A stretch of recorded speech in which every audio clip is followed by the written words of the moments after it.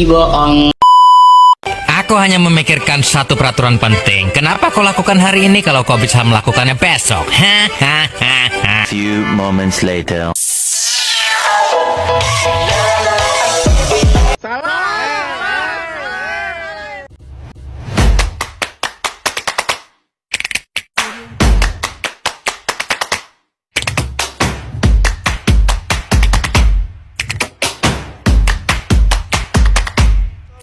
Halo everyone, Beritanos, Presentanos, Guarhu Artalita Sihotang, Guarhu Enjauforna Sitorus. Oke, sekarang kami akan mempresentasikan tentang tugas geografi kami yang berjudul Komponen-komponen penginderaan jauh. Happy watching. Saya akan menjelaskan tentang pengertian dari penginderaan jauh. Menurut Lilesan dan Kiefer, penginderaan jauh adalah sebuah seni untuk memperoleh informasi tentang objek, wilayah, ataupun gejala, dan analisis data dilakukan tanpa kontak langsung dengan responden penelitian. Dan juga, penginderaan jauh terbagi menjadi dua. Yang pertama adalah penginderaan jauh pasif, dan yang kedua adalah penginderaan jauh aktif. Manfaat dari penginderaan jauh yang akan dijelaskan oleh Artalita. Kita tadi sudah mendengar penjelasan dari Angel mengenai pengertian dari penginderaan jauh.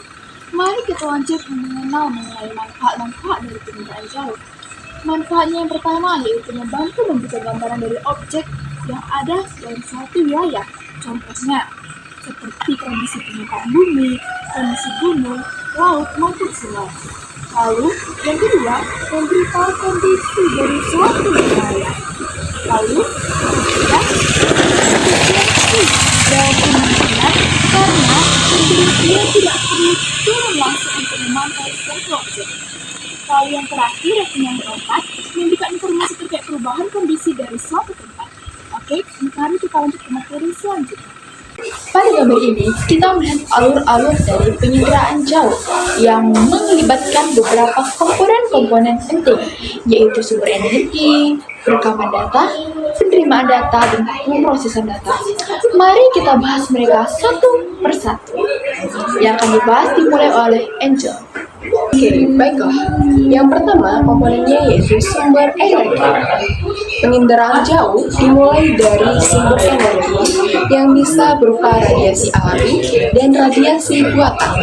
Radiasi alami dihasilkan dari sinar matahari, kemudian ditargetkan kepada foton. Kemudian, radiasi buatan dihasilkan dari sensor-sensor aktif yang berasal dari satelit-satelit, kemudian nanti akan menjadi radiasi buatan. Oke, kita masuk ke penjelasan selanjutnya adalah mengenai target.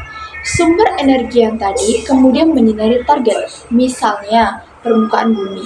Ada dua jenis interaksi energi dengan target, yaitu radiasi ilmiah dan radiasi buatan. Radiasi ilmiah atau radiasi alamiah adalah sinar matahari memantul dari objek di bumi seperti pohon atau bangunan. Lalu, radiasi buatan adalah sensor aktif pada satelit yang memancarkan sinyal buatan dan menerima pantulan dari target. Oke, selanjutnya akan dijelaskan oleh Angel mengenai perekaman data. Baiklah, kita akan masuk ke materi perekaman data. Ada dua jenis sensor yang digunakan untuk perekaman data. Yang pertama adalah sensor pasif. Sensor pasif mengandalkan radiasi alami dari matahari, seperti pada sensor yang ada di satelit yang menerima pantulan energi alami dari objek. Yang kedua adalah sensor aktif. Sensor aktif memancarkan radiasi buatan lalu menangkap kembali pantulannya dari objek.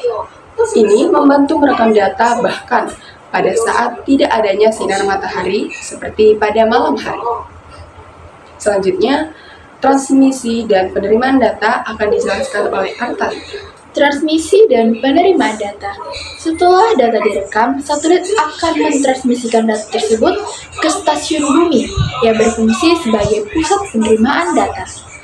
Di sini, data yang diterima masih mentah dan perlu diproses lebih lanjut. Selanjutnya kita mendengar penjelasan mengenai pemrosesan data yang akan dibacakan oleh Angel. Selanjutnya, pada tahap pemrosesan data yang diterima di stasiun bumi akan diproses untuk mendapatkan informasi yang lebih berguna.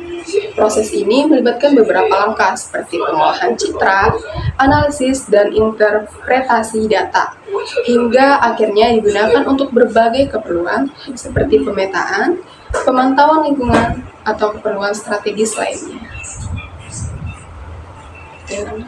Dengan alur ini, kita bisa melihat bagaimana teknologi penginderaan jauh bekerja dalam menangkap dan memproses data dari permukaan bumi, sehingga dapat digunakan untuk berbagai aplikasi.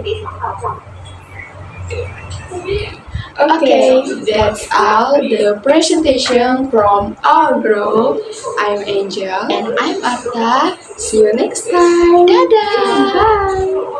Bye.